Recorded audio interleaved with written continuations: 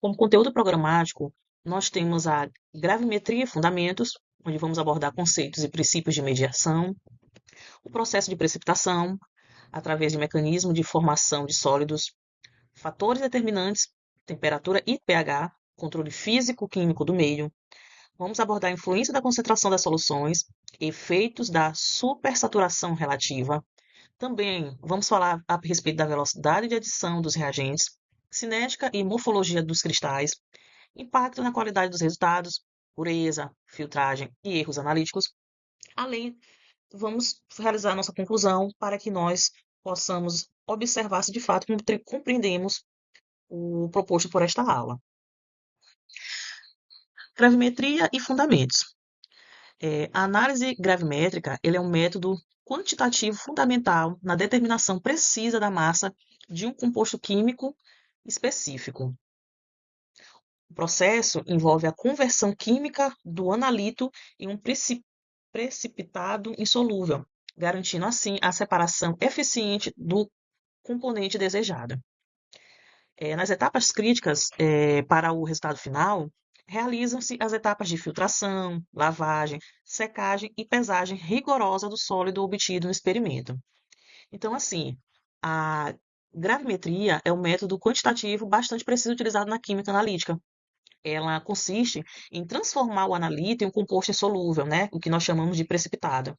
E esse precipitado, ele é separado por meio de solução, por filtragem, lavagem, e pesado, né? Então, assim, a massa obtida, ela permite calcular a quantidade da substância presente na atmosfera. O processo de precipitação, né? As etapas essenciais para a obtenção do sólido. Nós temos que o procedimento, ele inicia-se com a mistura rigorosa dos reagentes, desencadeando a formação do precipitado. Esse estágio, ele define a pureza inicial e a estrutura primária do sólido desejado. Então, a precipitação, ela ocorre quando os dois reagentes formam um composto insolúvel. Inicialmente, surgem pequenos núcleos cristalinos, que crescem e formam partículas maiores. Após a formação do precipitado, realiza-se a digestão. Nessa etapa, que é importantíssima, ocorre para o aumento, né, do tamanho dos cristais e redução das impurezas. Em seguida, o precipitado ele é filtrado, lavado e pesado.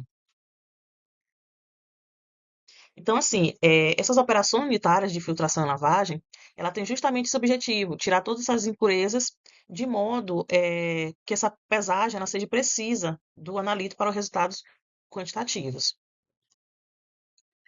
Os fatores determinantes, no caso, a temperatura e o pH. Efeito térmico. Nós temos que a temperatura elevada favorece a formação de cristais maiores e reduz a absorção de impurezas, garantindo um precipitado mais puro e facilitando a filtração. O controle rigoroso do pH ele é essencial para regular a solubilidade do analito e prevenir dessa forma a ocorrência de precipitações desejadas por meio do equilíbrio químico.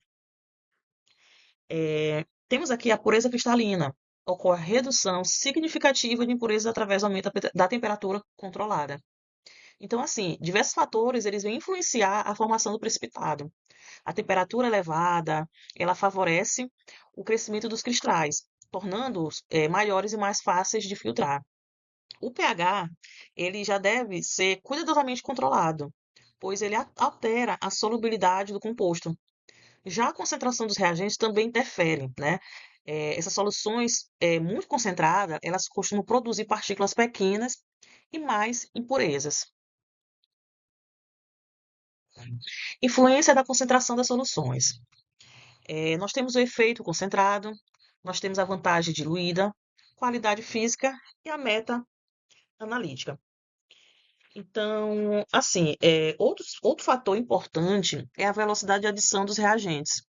Quando a adição ela ocorre lentamente e sob agitação constante, formam-se cristais maiores e mais duros. Já a adição muito rápida, ela favorece a formação de partículas muito pequenas, né, dificultando a filtração e aumentando a incorporação de impurezas. Já nas adições de reagentes, nós temos aqui os parâmetros de controle, né? Foi justamente o que eu expliquei anteriormente. A adição lenta, os cristais são grandes, a pureza é elevada e a filtragem é facilitada. Já na adição rápida, os cristais são pequenos, as impurezas são coprecipitações e o erro analítico, né? Ocorre o erro analítico. E na eficiência global, que já é o estado crítico, o controle rigoroso da velocidade otimiza a eficiência do processo gravimétrico total. Então, assim, a qualidade do precipitado, ela determina a confiabilidade da análise gravimétrica. Um precipitado puro, ele é formado por cristais grandes, proporcionando uma filtragem mais eficiente e resultados mais precisos. Por outro lado, condições inadequadas favorecem fenômenos como a coprecipitação e a adsorção de impurezas, comprometendo assim a exatidão da determinação da massa.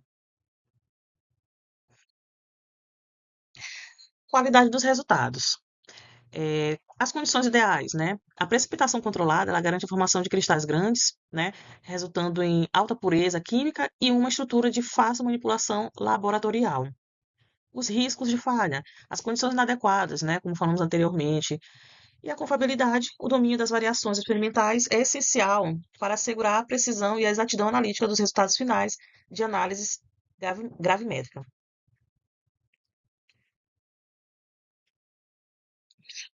Como conclusão, né, nós temos aqui que a qualidade analítica, né, a formação de precipitado, ela depende estritamente da formação de precipitado puro, estável e com granulometria adequada para filtração eficiente.